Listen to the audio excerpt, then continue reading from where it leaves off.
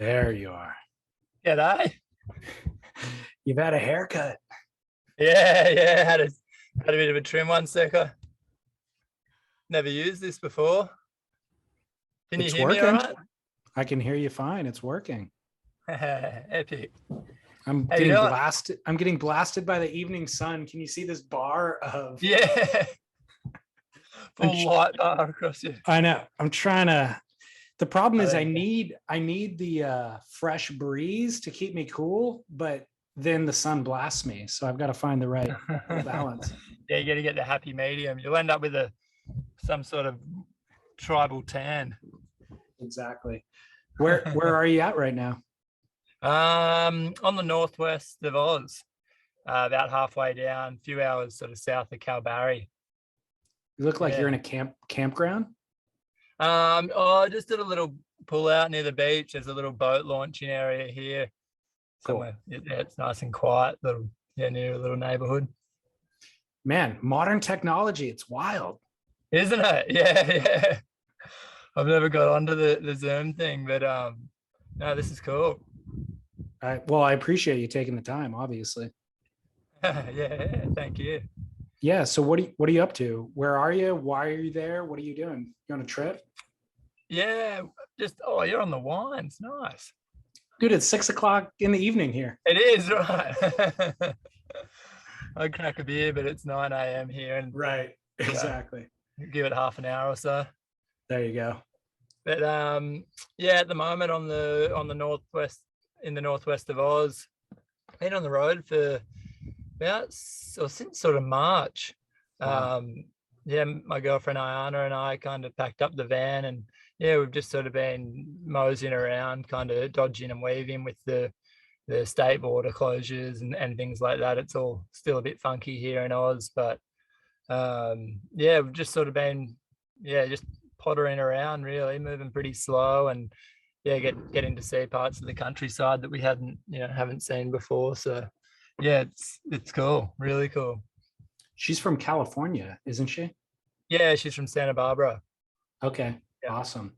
Good for her, man. I think you guys met maybe when I was visiting Australia, like 2019, around March. Does that sound right? Yeah, that's right. Yeah. Good job. That was Congratulations. That's a long-term relationship. real strong. Yeah. That's Good for right. you Yeah, I do guys. remember that actually.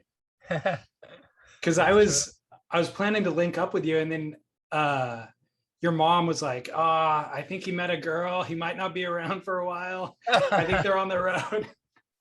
So I'm glad That's it's all funny worked because out. when we actually met, it was in the water when you were here. We were in the water at the pass, and Ayanna was here just on a few-week sort of solo trip, getting around in a little Ford Falcon she bought, and I was about to come over to basically where we are here now in West Oz to catch up with the mate, and she'd never been here before, and I was originally just going to fly over and spend a week with a mate, but I don't know, it sort of made more sense. And after about 4 days of knowing each other, we jumped in the van and drove across the country, and she cancelled her flight home, and yeah. That's amazing. What a love story, dude. You could say that. Yeah, I'd absolutely say that. Has she been back to America since? Has been back just before we did the trip over to Europe. Ayanna went home for Christmas for a couple of months to spend with her family, and then would have been back sooner if things weren't the way they were. But yeah, obviously travel is especially kind of complicated at the moment. Yeah. Well, sounds like you guys have figured out a perfect kind of scenario to utilize the downtime. It's been nice. Well, so since then, whatever that 2019, or I think it would have been 18, maybe 18 or 19. 19. 19. Okay. 18. Wait. Yeah, I don't know. 2019 in March. Okay. Yeah, March 2019. So your life has actually changed a lot since then, and not just because of that relationship, but I feel like your profile, you've quadrupled in popularity in the surf world since then. Is that true? What are there any new opportunities? How has your life changed in that respect? Uh, yeah, it doesn't really feel like it's changed. I'm still, like, um, yeah, I've never even thought of it like that. It's, Do you um, acknowledge what I'm saying? Is that a reality or? like I'm, yeah, living, I'm pretty, I've got an opportunity and a life that I could only ever dream of. And I'm thankful for, the support that I've got and to be able to do that. So, um, yeah, in somewhat, like, if that has accounted for this life that I've got, then I can agree with you. But the yeah, it's, yeah, one thing's kind of led to another with the films, and I guess, yeah, the lost track kind of being the latest thing. It's, um yeah, I don't really know how to answer your question. Makes me I feel know I like I totally know it would put you on the spot and it's an awkward question to ask, but I wanted to put you on the spot because what a time. I mean, like revel in it, you know? yeah, Um, and it's a very different time than it would have been 10 years ago, because 10 years ago, you would have a bunch of sponsors lining up and commercial opportunities. And a lot of that stuff has gone away. So it's kind of like what it means by quadrupling, I guess, your profile or your social following just means that you get to continue doing what you're doing with the company that you were originally doing it with. You know, it yeah, validates all of everybody's efforts, I guess.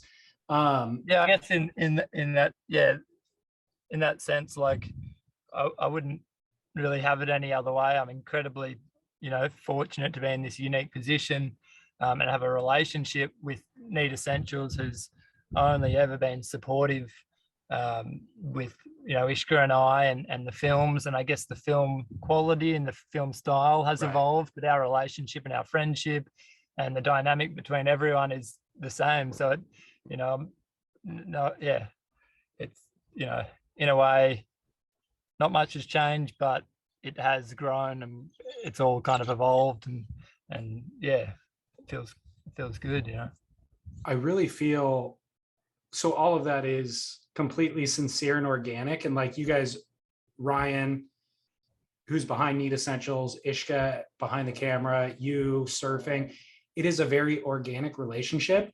And I feel like social media and the way that the world has evolved in that world is so superficial that we as viewers are almost craving authenticity and earnestness and sincerity kind of more than we were before. And so you guys kind of hit at a time where it might have actually fallen on deaf ears 10 years ago, where I don't know, being bombastic and having bright colors and colored wetsuits and all that stuff was in vogue. That's all out of vogue now. And we just want kind of sincerity. And you guys happen to be friends with a similar mindset. And it resonates with people, I think. yeah, that's a nice way to put it. Yeah, I feel like, yeah, through the films, uh you know there's a way that people can connect with something Exactly. more than just, um a short dose of surfing, basically. And through Exactly. that, as the way that the storytelling's sort of evolved, and the experience that we've had, and being able to share it in a longer form, sort of media, apart from a pretty short sort of space web clip. Yeah, it's given people an opportunity to resonate with, and also a way for us to share our experience without having to cut it down too much. Um, which is something that I'm incredibly grateful for, like doing these trips with your best mate, and you can make a film out of it. And then, imagining 30, 40 years looking back on that and having it documented like that, it's pretty cool. Like, I sit and think about that, and that makes me feel really lucky. I'm not sure that Ishka gets his full recognition. Need Essentials does a great job of keeping his name like kind of included with every single post and in all the credits, but it's so hard to find somebody to actually travel with, first of all, to do Oh the type of yeah. trips that you guys are doing. And I agree with you. Everything you just said is like Ishka is kind of responsible for a lot of the success of a lot of this. Absolutely. Ishka's one of a kind. Like, he's the most, I mean, we're best mates. Like, well, I've got nothing bad to say about him at all. He's the most patient, humble, easygoing, sort of talented guy that I'm lucky to be best mates with. And that, you know, we get along so well. There's never any sort of beef or Barney on the road. It's all, you know, one thing about the trips, we have a lot of time on our side and there's not a lot of pressure. There's not a lot of pressure from any corners, really. We kind of dream up the trip or have an idea and, you know, like give ourselves a time. There's no real high expectation. It's, well, let's go and see this part of the world and see what happens. So, yeah, the fact that we get along so well, you know, it's pretty special and unique sort of relationship.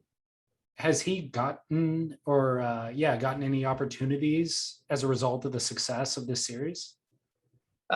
In terms of like the way that everything's evolved with us and Need Essentials, Ishka's, you know, full time in filming and editing. So there's, I guess, a lot more stability there for him. And I don't think he's even had the time to take up other opportunities, but I'm sure he's you know, regularly approached by people and definitely getting a lot more recognition for his work. Yeah, absolutely, yeah. Good. I can't overstate the value of his contributions. He actually got a couple of sick waves, by the way, in episode 4. Yeah. It's funny how we had this incredible run of waves through Morocco where you know, that was captured that you see in the films, but once we'd have a session like that, it's like the amount of times and the wave quality that Ish and I were surfing, where I should have been filming him, but we rarely get to surf good waves together, because if we're on a trip, you know, we film, but we just had this consistency of wave quality, and it got to a point where we're like, let's not even film, like let's just go surfing. And we'd like, some of my most memorable sessions and almost some of the best waves we had on that trip were together in the water. And it was like, to have that experience, and you know, was really special. Like and you know, knowing that he was coming home, you know, his partner Serica was pregnant and coming home to a kid, it kind of felt like also the last sort of big trip that we were gonna, you know, do for a while. So yeah, like we just had you know, some insane surfs together, and just he and I in the water, and like a 5-foot point break, and just like, yeah, that was, you know, that was some of the best memories of my life for sure. It's insane. Well, that's good to hear. And that was actually in my questions was, did anything important happen that wasn't captured on camera? And so I'm glad to hear that you guys kind of prioritized the right things, you know, but still got enough to make a film out of, obviously. Yeah. I mean, there's a lot of footage that also doesn't end up in the films. Of course. And you can only fit so much into that 45 minutes or whatever, you know, there was no set sort of timeline for it, but yeah, and it gets to a point, and there's always, it's funny trying to find the happy medium when you're traveling between enjoying something and being present, and then going, oh shit, we should film that, and then it kind of changes everything. Like sometimes you'll just be mesmerized or, you know, really content in a moment, and then go, oh fuck, should get the camera out, or, you know, and yeah, nothing's really contrived or forced or filmed. And for sure there's beautiful things that have been missed, but they still, you know, they're in the memory bank, and yeah, vice versa. Then you capture something in the way that, you know, Ish's eye works, or the way that it looks on screen can be more cinematic than the real life at times, you know, in a way. But it's all, you know, leave it to Ishka. It's a weird conundrum, and you shouldn't be burdened by it, to be honest. Like, that's Ishka's responsibility. And it's impossible to live in the moment if you're looking through that camera lens, you know, like it really diminishes the real life experience if you're looking through the lens, because you then start thinking about the audience, you start thinking about all the other things. And so obviously leave it to Ishka, he's the pro, but then also I think you've done a great job of letting him get from behind the camera occasionally and yeah, experience what you guys are going through. Yeah, I mean, it's, yeah, like I said, it's nothing, it doesn't feel like a job. Like, it doesn't feel, I mean, nothing really ever feels forced or, Yeah. you know, the camera basically just lives on the front seat, and, you know, he or I can jump out with the camera and go for a walk. And, you know, as we're passing through a countryside and get a nice little pan shot, or, you know, and then I guess that's the beauty, and it's when you're so fortunate to have time on your side. Yeah. You know, you have more opportunities and things, you know, you kind of just collect more and more as you go. But I want to reset to kind of fully give credit and explain the process behind Lost Track Atlantic for the listeners, presuming they haven't watched the first 3 episodes. Episode 4, by the way, debuts, I think it's Monday next week, Monday the 27th. I think it's 27th our time on at about 7:30. Okay. We've kind of set a time that we're going to release it, because at the moment we plan to have a premiere, like like a screening where we get, it's at Byron, which is our hometown and where our family and friends are, and we normally have a bit of a performance before it, where the headland will play, or something kind of special to celebrate the release of the film. But because of the whole virus thing at the moment, we've decided we can't have the film screening, so we've kind of put aside a time that we'll set the link live, and hope that friends and people that can get together might like to watch it together and have that sort of experience and share it with a friend. Gotcha. So, yeah. So let's set the topic for those who kind of haven't seen the first 3 episodes. Lost Track Atlantic, northern Scotland to West Africa. It was originally planned as a 3-month trip. When were those 3 months? What months and year did you set out to do that? And how long did it end up being? Where did you end up going? So we left on, was it November? Yeah. We left at the end of November, and we arrived in the UK where we bought the van. In what year? We spent 2019. Okay, pre-COVID. Pre-COVID, yeah, of course. And we basically flew into UK where we bought the van, spent a couple of weeks fitting it out, and made our way through Ireland, across to the north of Scotland, down through Europe, down Moroccan coast to the Western Sahara. The original plan was to drive all the way to Senegal, but Mauritania was quite a lot of unrest there, and the more people that we'd speak to, and the better understanding that we had of it, it wasn't going to be as easy and straightforward, especially because we were kind of nearing the end of Ish's time away.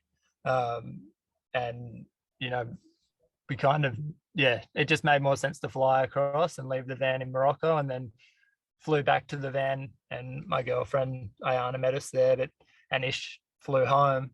But only a couple of weeks after, there was a little bit of noise of COVID happening, and this was coming into March now. I think Ishka left in February, start of February maybe. So we had a good solid 3 months on the road together filming, and then when he left, Ayanna and I planned to drive the van back up to the UK, but as things started developing with the virus, they stopped running the ferries across the Gibraltar Strait, which is a bit of a nail in the coffin in terms of how things were looking, and countries and borders and things starting to shut down. So at that stage, we just ditched the van, left it with a friend, and flew home. Yeah, back to Australia. Okay. That was actually, I asked podcast listeners, to send questions in for you. And one of the questions is, what happened to Donna? Yeah, well, Donna's still ticking over there. Okay, good. It ended up being a little bit of a logistical nightmare, which we found out once we got home, because basically when we crossed, instead of crossing the Gibraltar Strait to Tangier, which is normally a couple of hours, and it's in the second episode there, but we basically crossed from Malaga to Malaya now, which was, it basically put another 15, 20 hours on the trip, but it made us, we could get through that passage, and the ferries were running through the storm. And we didn't get, when we went through the customs, we had one officer get it going through our paperwork, and there was someone else in the passenger window trying to sell us hash. And we were kind of just like, whoa, what, like, it's all happening, we're here, like, whoa. And like, they wanted to look in our van and just sort of see who we were and what we were doing, basically just sort of protocol. But we were just like kind of overwhelmed by the new atmosphere. And we didn't get this tiny little form. It's like a permit for the car. We had all the paperwork and everything, but we either didn't get it or they gave it to us and we weren't aware of it. And that became a bit of a tricky one, because when we left the country, I left the van with a friend, and because Morocco can be quite strict with basically they just need to account for all the tourists and all the people once the country started to shut down, and they saw this van with UK plates. They wanted to know where we were and why the van was there, and basically they needed that bit of paperwork, which they didn't have. And then they kind of took the other side of, well, this van's been smuggled in. And because vans in the old days used to be taken down there and sold for triple of the price. Yeah. But so they confiscated the van, and one of my mates that I left it with over there, really nice guy and so helpful, he was able to kind of negotiate with them and had to go to one of the higher courts to get the van released from being pounded. It ended up like the van's still there and it's in his hands, and good. we kind of, that really didn't need to happen. We didn't expect that or want that to happen, but yeah, I think he's kind of sorted out the paperwork side of things for it over there, and I think it's still going. So yeah. Okay, good. As long as somebody, a friend is in control of Donna or has usage of Donna, that's a good thing. Yeah, well, we were, we kind of wanted, like, the idea at the end was like, let's keep this van communal, have friends, family, whoever that can just use it. Like, and this thing's been so good to us, like, considering I guess the start was a little bit rocky, but yeah, she got us down there, and she's solid, touch wood. She's a character. She's a character in the film. Yeah, exactly. Completely. So back to episode 4, we were talking about, when to film and when not to film.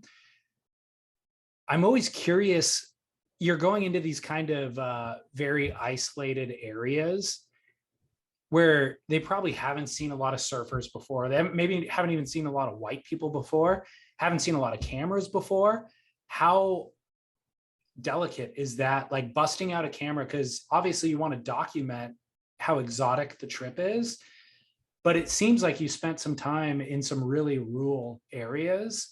How delicate is that, busting out a camera and being like, hey, let me film you to, show all of my friends back home on the internet about what we're doing here, versus, the local townspeople feeling that they're a part of the project or a part of the process? Or yeah, that's a good one. That you can kind of apply the kind of mentality of, or when you're traveling, whether you're on the coast or not. It's funny because you're never ever going to be flashy with your equipment. It's like, and we actually don't really carry that much gear, and the cameras are quite modest. We don't use big red cameras and things like that. And certainly there's, you find a lot of sort of remote villages and markets, and people don't want to be on camera, and the other side of people don't really want some waves to be filmed, Right. and you have to respect that, with in a lot of ways, and yeah, being over flashy or being taking up anyone's personal space or exposing something that people hold so precious is, yeah, it's always a fine line, and it's often just a conversation that you can have with people, and we're always really mindful of that, like using people's image. We want to sort of portray more an experience than someone's someone's image, or a wave, a specific wave, or the name of the wave. It's always a juggle between showing landmarks and including something in a film that might make anyone feel uncomfortable. And certainly, like you said, with government officials and things like that, you'd never, no photos or no cameras all the way through Morocco and everything, and drones are, in certain areas are banned. Things like, it's, yeah, I noticed that even here in Australia too, like a lot of sort of sacred Indigenous sites, they ask you not to film, not Right. to fly drones. Like, it's, that's totally understandable and totally respectful. And you've got to, keep that in mind, even if there's not a sign somewhere by a government official or someone, if someone would respectfully ask you not to film them, or doesn't want to be on camera, then that's that's their choice, and that's completely fair enough. And yeah, so It's really, I guess, it's a really fine line. It seemed like a lot of the area, or in episode 4 anyways, that right hand point break that you were surfing, it looked like nobody was in the lineup. Like, I don't know, have they seen surfers before? Was there an understanding of what you guys were doing? yeah, we weren't Okay. totally removed from civilization there, like, and it Okay. was, yeah, they'd seen surfers. Surfing isn't huge, but we stayed in a little cultural village about 15 kilometers inland, and some of the children there had never even been to the beach before.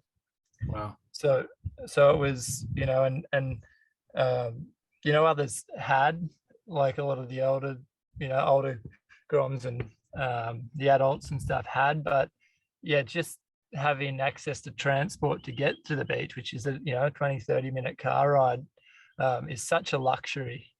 Wow. And in the 4th episode, when we spend a bit of time with the guys there and go surfing with them, the way that you can just, it's incredible how happy the ocean makes a lot of people, and people in that community, and to share that experience with them, it's something that we all kind of, I certainly feel like I've taken for granted at times, and to have that really brings you back, and just like, it's, yeah, pure joy. It's pretty incredible. Do they have surfboards?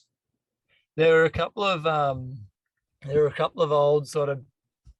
old beaten up boards and bodyboards and things that a few people, do you know Kepa Esera? Yeah. Yeah, so he's spent a little bit of time in that area, and he could have potentially introduced surfing to them and shared that experience with them. So I think he's been going there for a few years, and he kind of shared that with us, and yeah, it's, I think it's a really special place for him, and he's shown a lot to the community there. Cool. Yeah, you actually mention his name, I think, in the movie. You say that our friend Kepa introduced us, or blah blah blah, and I think there's a couple of clips even of the kids riding waves on your boards, or at least on body boards. So it seemed like they knew what was going on a little bit. But again, there's a really delicate thing of like exploitation versus like just showcasing the beauty of a place. And you guys always edit it in such a way that just showcases the beauty.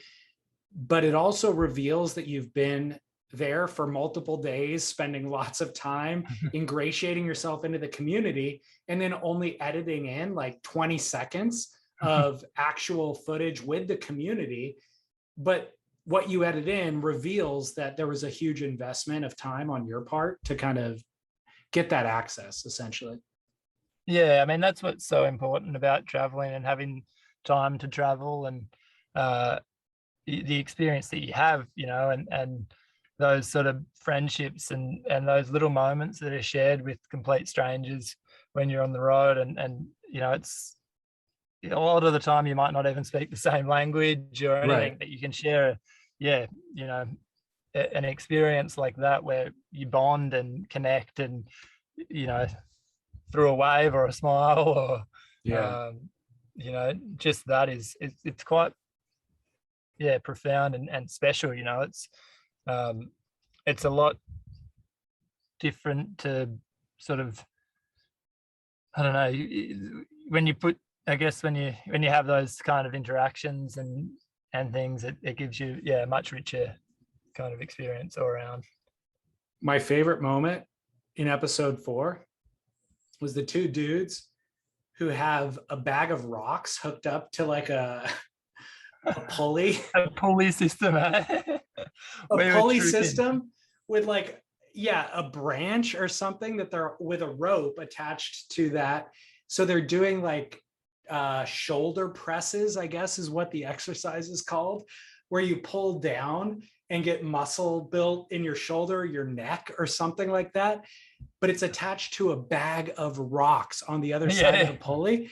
And so those guys, it was like a homemade gym, clearly, but those dudes were shredded. Like the gym is working for them. They were so shredded.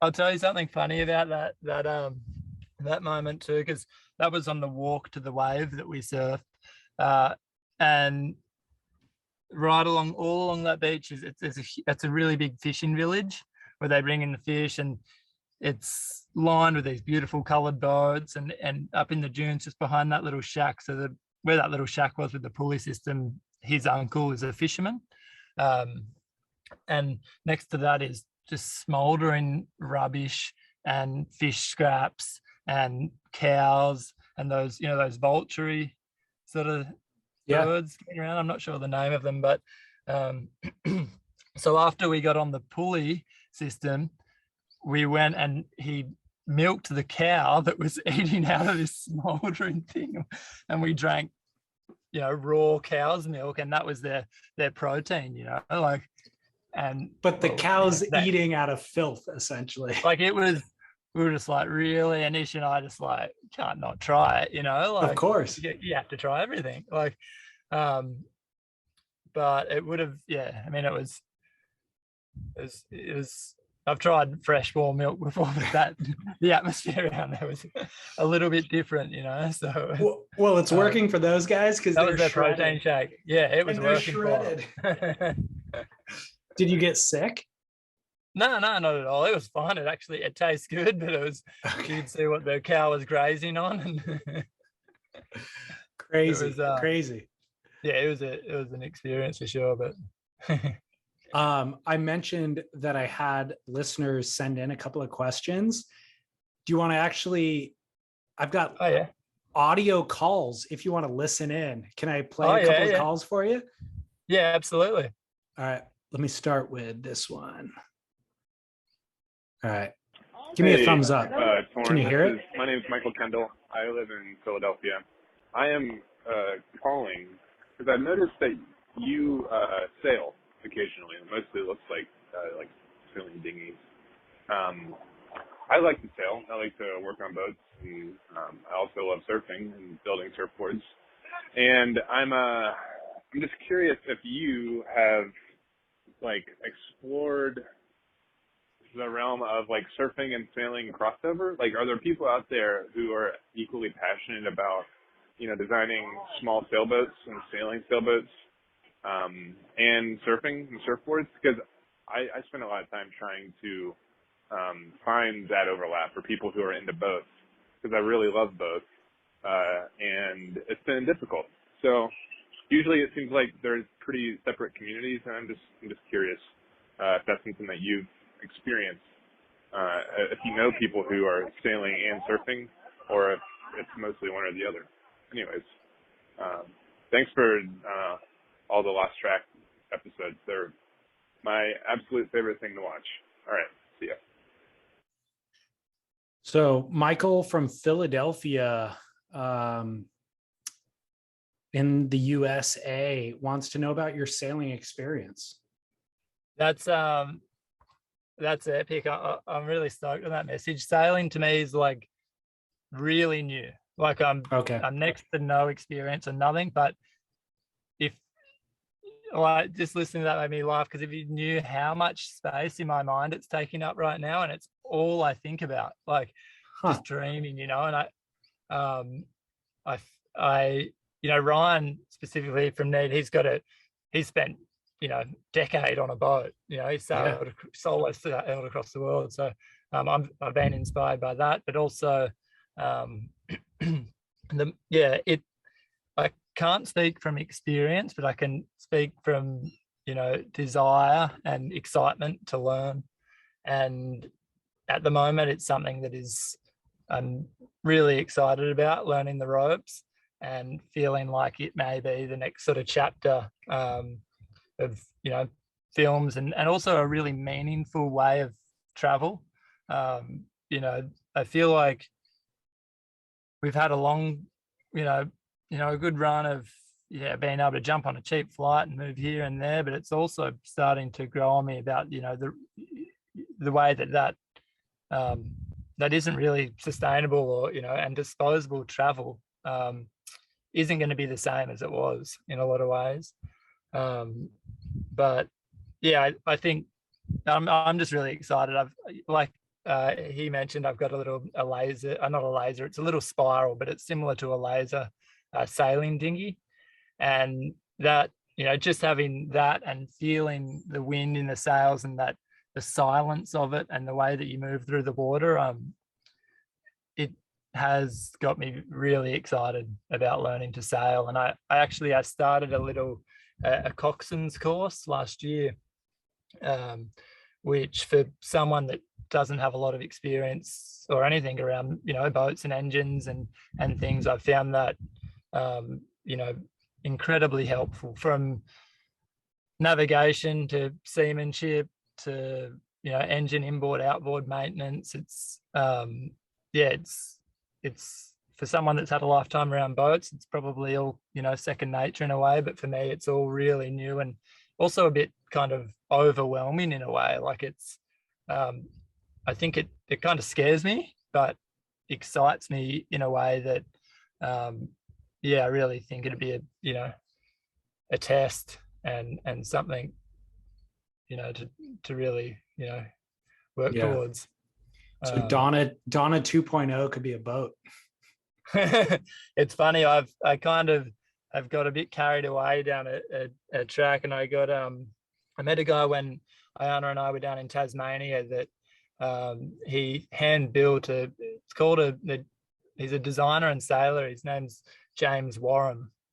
He's in his sort of mid-90s now, but he's been building these Polynesian inspired like traditional catamarans and sailing them a lot of his life. And this guy that I met down there, Mick, he'd built a 46-foot tiki, a beautiful boat, and he hand built it over about, I think it took him about 10 years or so, and then he spent 5 years living on it, sailing around. And I've been totally obsessed with the idea of building a boat and how rewarding that must be.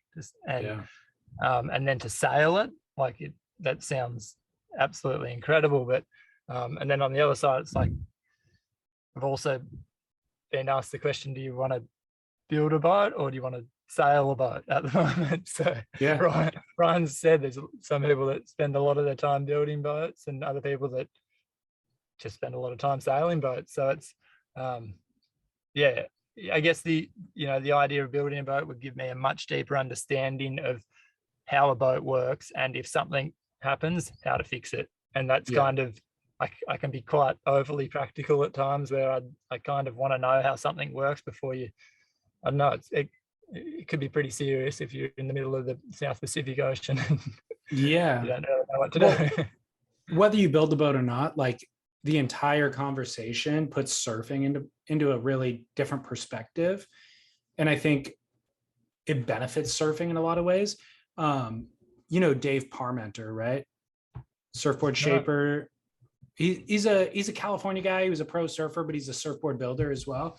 And and he does a lot of like outrigger canoeing and open ocean stuff. And he refers to the waves that you and I surf as the shore break, you know, because he's just like, oh yeah, like if I'm going to be surfing the shore break. And at first I thought he meant the actual shore break, you know, but he's not. He's just talking about waves that break near the coastline, because when you're out there on the ocean and you're assessing big ocean swells, it's just this huger context that you're surviving within. And I realized after a certain point what he was talking about, and that it then makes surfing so much, I don't know, it just puts it in a totally different perspective. You start viewing things differently, and he's just operating on a different level. And the way that he's building boards hydrodynamically, he's understanding things on a different level, that it's like, man, when I was focused on riding a pointy thruster in the quote shore break, I had such a limited view, and I thought that was everything, you know? Yeah, it's quite mind expanding, isn't it? Like the whole It really realm is. Of that world, and the way that you use the elements, and yeah, it's really intriguing, and there's a lot to learn. There's so many variables, and you got to look at, I mean, when you say surfing and sailing, I guess you got to think of John Florence, who's at kind of the top of, I mean, I don't know because I'm not a sailor, but the way that he sails, and he's sailing these hydrofoils at crazy speeds, and the skill that he has there, it looks like he's knows what he's doing by a long shot. And obviously he's surfing his level too. It's really pretty wild. So interestingly, he posted a Instagram clip of episode 1 of Lost Track Atlantic, and he said that it was his favorite surf flick that he had seen in a while. Did you see that? Yeah, that was cool. Did you have any contact with him? Yeah, a couple of messages back and forth, where he showed his appreciation for the film, and I showed mine back to what he's doing too, and I thought that was really cool of him. Do you have surf idols? There's people's approach that I certainly admire, and I, the way that the consistency of all those top guys is absolutely incredible. Like, and just kind of another realm, surf idols. Yeah, there's certainly people that that I look up to and am inspired by, for sure. Who and why? How do you? I mean, there's. Use John for an example, and the level that he's at, and the consistency, and the way that he surfs big wave, like not big waves, but 8 to 10 foot in the calves, and what he can do on a wave is insane. And then on the other side, when you look at guys like Dave Rastovich, and how connected they are to the ocean as much as just a wave, and the read that they have, like seeing him surf a wave by himself that is incredibly unruly, and the way that he can always find a diamond in a rough, that I think is really inspiring. And it's interesting to look at, I guess in the broad scale, different approach or different boards that people are surfing in different waves, and the approach that they take, rather than specifically a person or a wave. It'll be a way you see someone surf a wave in a circumstance. Gotcha. Yeah. So last year, Stab Magazine did their kind of most influential surfers in the world, where they ask a bunch of pro surfers who their favorite surfer is, but they also do a readers poll. And among the survey of their readers of favorite surfers, you were ranked number 10. And that's not low, by the way. To even hit the top 10 is remarkable. And you were the only kind of non-shortboarder that was even included in that list. That was, Kelly, John, Gabriel, Dane Reynolds, Idolo, blah, blah, blah. And then to see your name in that. So you are an idol to some people, Torren. how does that Thanks, feel, David. A? Yeah, how does that feel, A? And then B, do kids approach you in the lineup or elsewhere? That how it makes me feel is, I don't know. Makes me stoked, I guess. If the way that these films are resonating with people and that they are enjoying them, and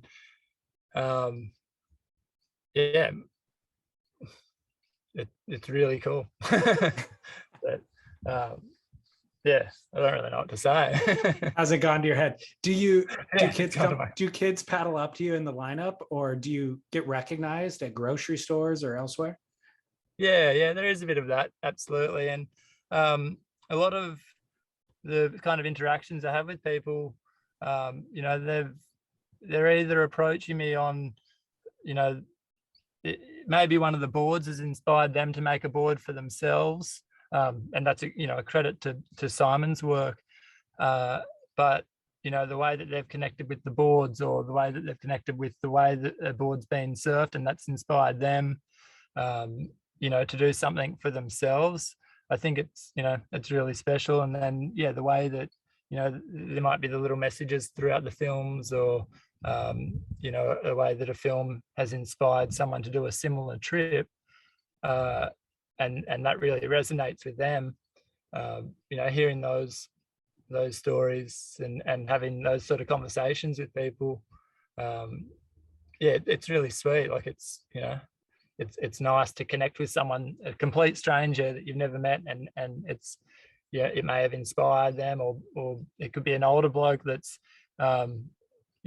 really connecting with the films from his travels from his early days, or the boards, I guess, for him or her, that could have been really refreshing from where they might have been stuck on a kind of a board that wasn't quite right for them, and they found something else in some of those sort of mid-lengths and boards with a bit more volume and stuff like that, where they've gone had this experience surfing that has been kind of changed, but has really changed for them. So I'm glad no one's walking around asking for signatures and things like that. It's more of a personal experience that I have with people, and people have got nice things to say, and it's good to have a chat with them. Absolutely. Well, I'm glad that you brought up the boards, because that's the next topic of conversation for you and I. But let's send it to a listener call first. Got another listener call. Hey, this is Nick from OB, and this is a question for Torren. You broke a lot of boards in the episodes. How many boards did you break, and what were the circumstances of each one? Love the episodes. Thanks a lot. Bye. So pretty straightforward question. And does Simon, it's about broken boards, does Simon laminate yours lighter than the boards that he's, selling via retail? We try and not necessarily. I'm not sure exactly what I guess call them stock boards, or boards that end up in shops are laminated. It kind of depends on the model, but there'll be stages where my boards are laminated lighter than others, but it depends on the board. Basically, I'm not going to laminate a 7.2 in just all 4 ounce, just for the purpose of being lighter. When we have done that, and it works. But with a trip, especially when you're a long way from home, and generally my boards are covered in 6 ounce or 2 4s. There's light isn't always the priority sort of thing. Right. It's longevity, and that kind of goes a bit contradictory to the the question, because I did break a few, and it was similar to the Mexico trip. And I rarely break boards, and when I went down to Mexico, I broke both my boards twice, actually. Had them fixed and broke them again. But that is basically the first board that I kind of damaged was when I busted my fin box out from hitting the reef on up in Scotland there. And that would have been my first board of choice when I rode, but the box was all busted out and it was cold and rainy and I couldn't fix it on the fly. Because I would have rode that board when I surfed those slabbing, that sort of right-hander. And which board was that? What model? That was a diamond tail that I broke there. It was a 6.4 where I would have normally ridden my shortest board on such a slabbing wave. So I would have ridden the other board, which was a 5.9. So that kind of made that board a casualty. And then what was the second board that I broke? Was down in Morocco. And that was a 7.2. I broke 3 boards on the trip and I took 5. Basically on any trip, I'll take my shortest and my longest board within reason, like basically a 5.8 and a 8.0 kind of thing. And then try and fill the gaps in between. And I rarely have a backup of the same board. They'll, it'd be nice. It's kind of nice to have all conditions covered, and most of the time don't break a board sort of thing. And then you've got a lot more sort of choice and versatility between the boards. But then if there is, a favorite board, that'll be, I love to have a backup of it. Or if you're certainly surfing, going on a certain trip to a certain wave, and you're going to be kind of surfing that one a lot, then have a backup of it. But we like to show the broken boards and the no makes and makes and things like that with the films, because that's true. Well, and to only break 2, first of all, to only bring 5 boards on a 3-month trip is ridiculous. And to only break 2 on a 3-month trip with the waves that you were surfing is also a super low percentage of breakage. It's a high percentage of success. And I only have 1 board from Simon, and I got it there. So it would have been March 2019. It's a triple stringer with thick lamination. The thing doesn't even have heel dents in the deck yet. And I rode it for almost 2 years straight. They're bulletproof. Yeah, that's the thing. And I've got so much faith in the boards. And like you're saying, like they last for such a long time. So when you do break one, I get heartbroken because I get so attached to a board. I don't go through many. Like on this 6-month trip, like we've been on the road for 6-7 months now, and I haven't broke a single board. So it always happens at the worst place, but when they do break, it's like, it's never because of the construction of them. It's just because that board's been through a lot. And totally, it's just a lucky coincidence. Somebody asked, they didn't call in, but they wrote me and asked, what's your favorite all-rounder from Simon? Is it the Fiji in terms of models? It kind of varies between how I'm feeling about surfing kind of thing and the waves that I'm surfing. But I'd say the Fiji's a staple for sure. And that range of the Fiji between the sort of,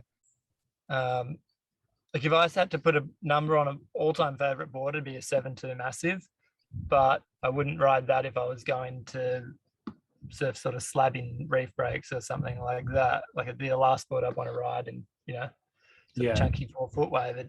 It's sort of a really versatile board is like a 6.6, 6.4 sort of thing, because you get so much response and spark from them. They have the up and go as a short board, but then it's still a lot of board, 6.6, 6.8. But you can ride it from 1 foot to 10 foot, so yeah, I have been asked that question a bit with an all-time favorite, and it's hard to put a finger on it really. Like if you are to ask at what wave, Right. I could, like at Desert Point, I'll only ever ride basically a 5/8 channel bottom diamond tail, and I don't ride that board anywhere else apart from there, sort of thing. Interesting. Yeah. So it's I feel like that you being asked that question is actually an attribute to Simon, because I can't imagine anybody asking Matt Biolis the same question or Al Merrick the same question, because they recognize that like what those guys do, there's specificity to a point break and to a slab and to a hollow beach break. Whereas what you and Simon have kind of unlocked is that there is a lot more universality than we actually were led to believe for the last decade or so. For the last decade, I thought I needed a fish and a pointy thruster, and then something a little bit thicker, and then also a mid-length, and then also a longboard, and then also all this other stuff. But we've seen you having a lot of success with very kind of narrow, a less, I don't know, just a narrower range of designs. But within that, it's more volume. It's more volume than what we were thought to believe. But then within that thing has a tremendous amount of versatility from 1 foot to 8 foot, Yeah, it's absolutely. There's so much to say and explore within dimensions of boards and fin placement, and then the other side of it, surfing's it's such a personal and emotional activity, because it so depends on anything from the state of mind to what you had for breakfast or what you're doing that afternoon, where your headspace is at, and the feeling and the kind of response that you want from surfing. Sometimes it can be just as rewarding as paddling out on a knee-high day and standing there on a 10-foot board and doing absolutely nothing to riding along in a tube. Like it is. There's just so many different sort of variations of an experience that you can have, and an experience that you want or expect from surfing.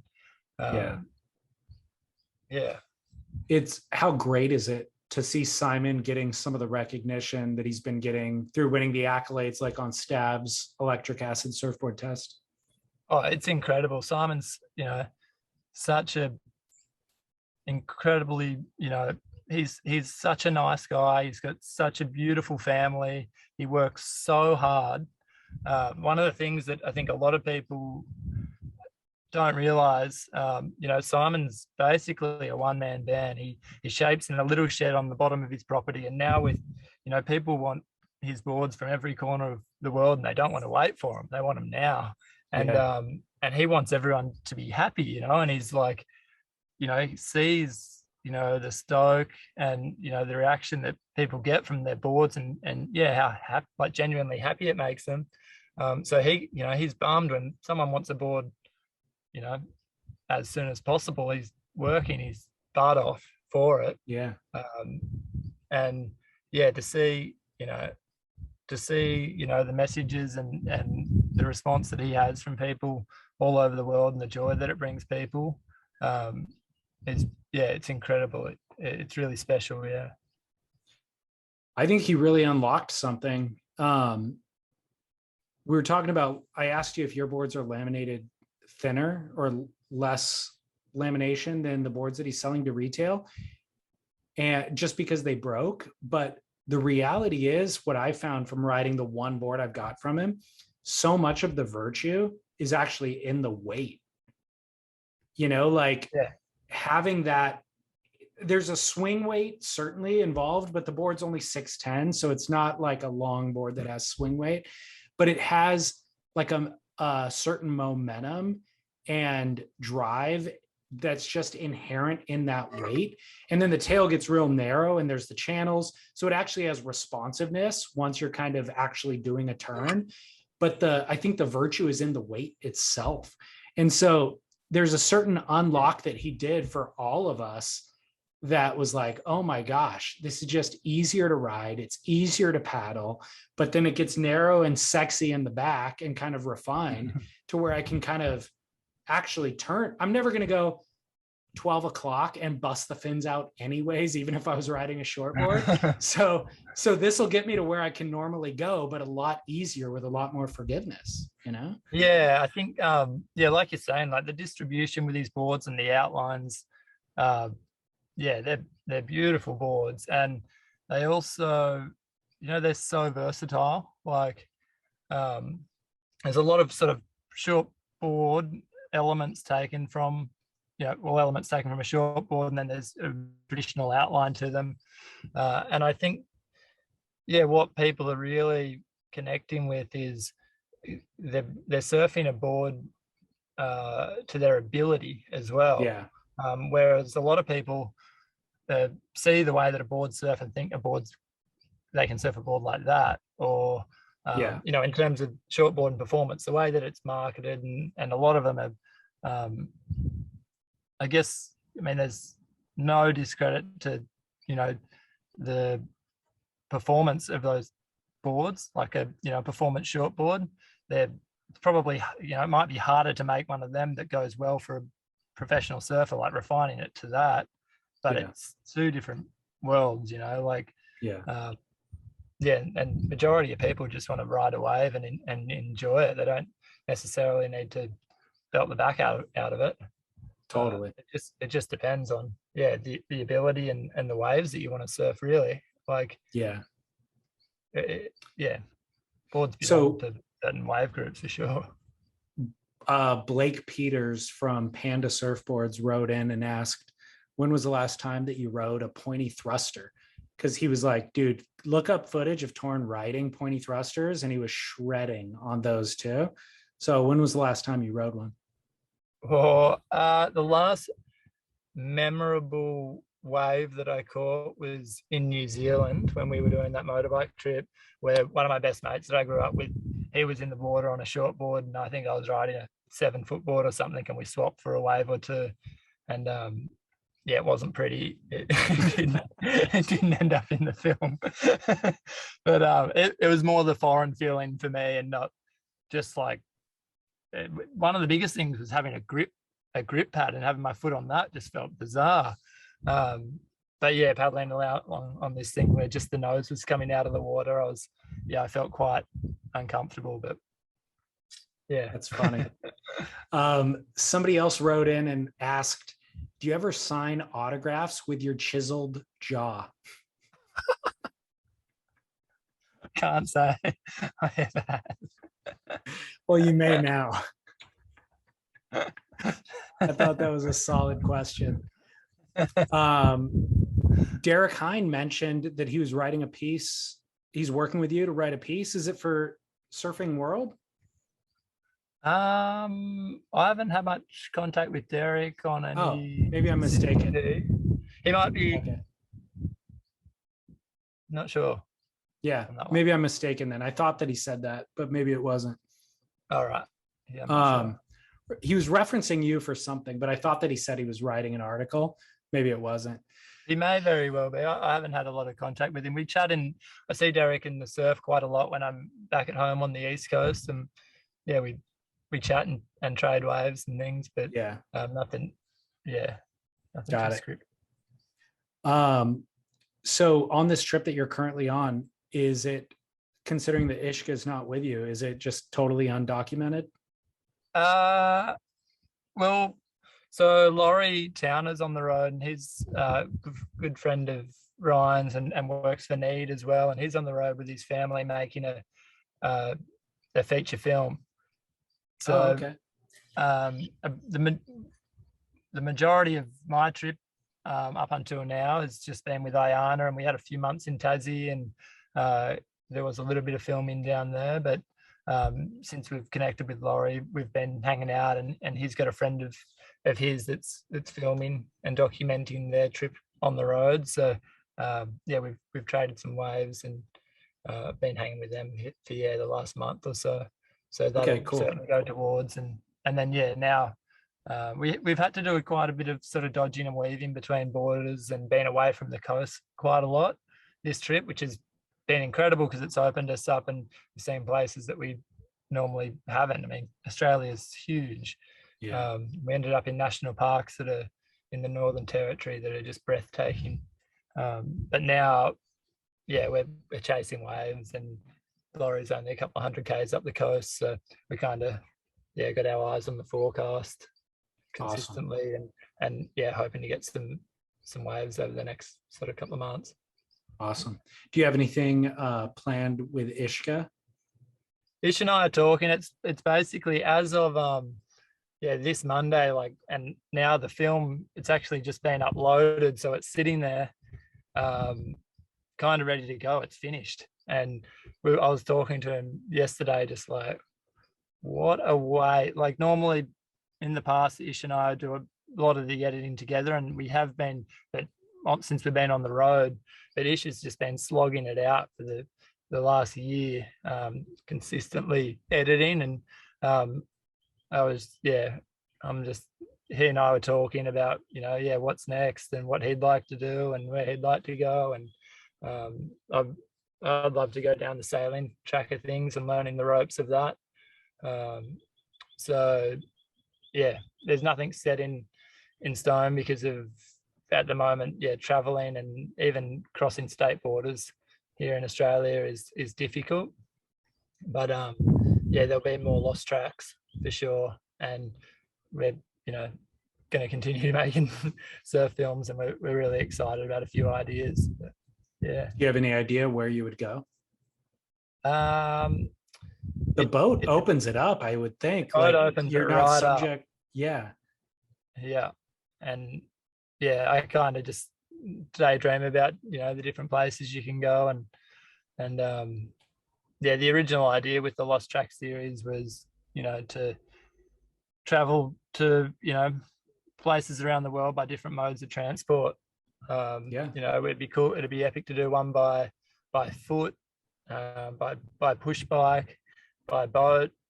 We did the motorbike thing and the van thing. It's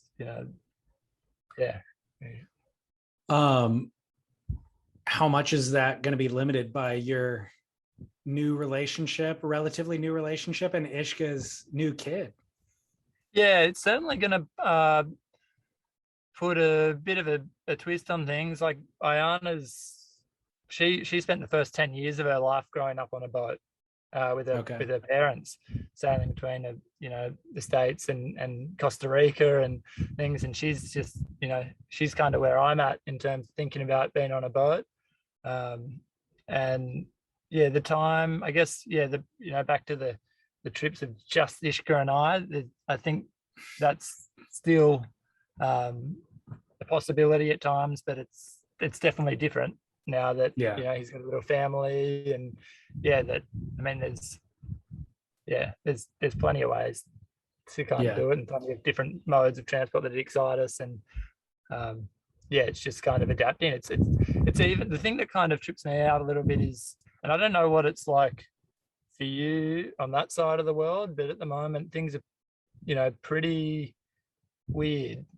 Like, the idea of kind of international travel and moving around like that just sounds quite sort of difficult and complex. But what's it like for you guys? Are you like, how's the situation over there?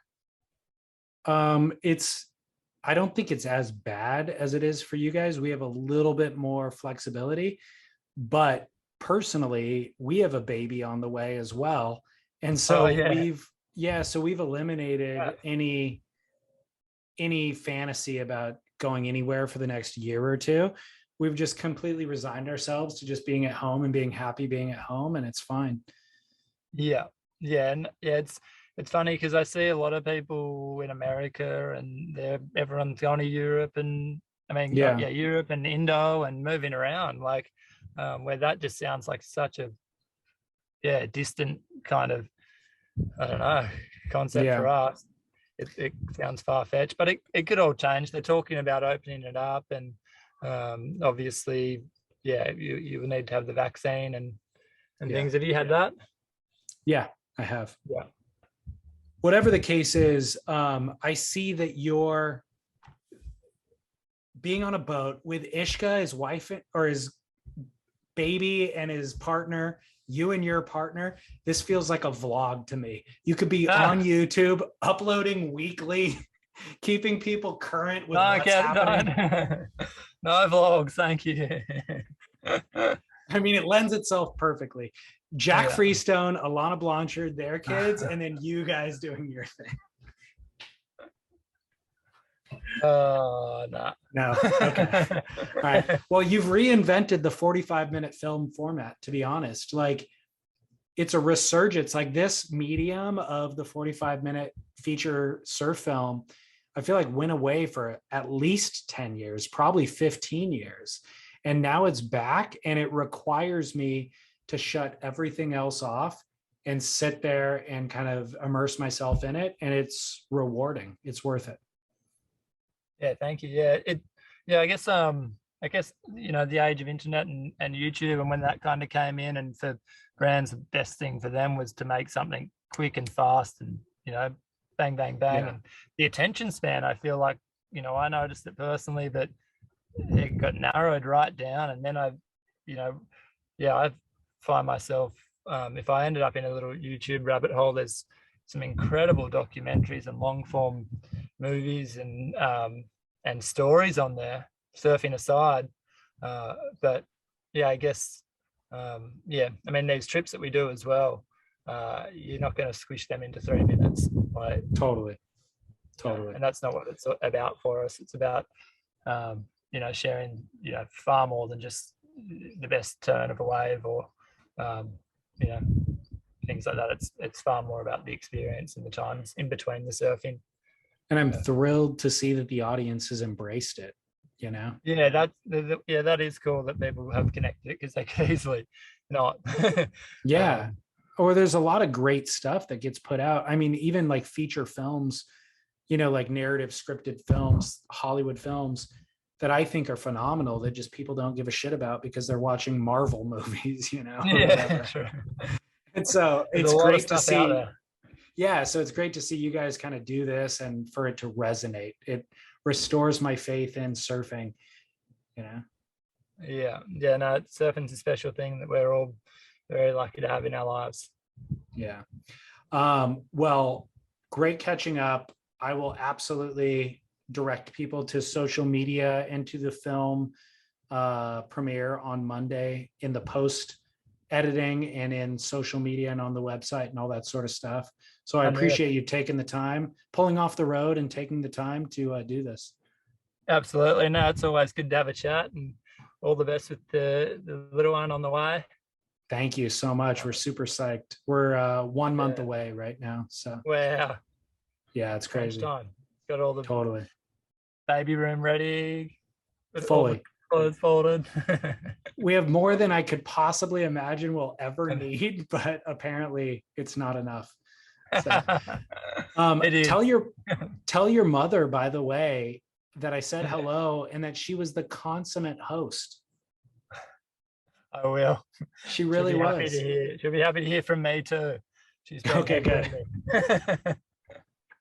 All right. Thanks, Torren. Epic. Thanks, David. Good to chat to you, mate. You too. All right. See ya. Okay.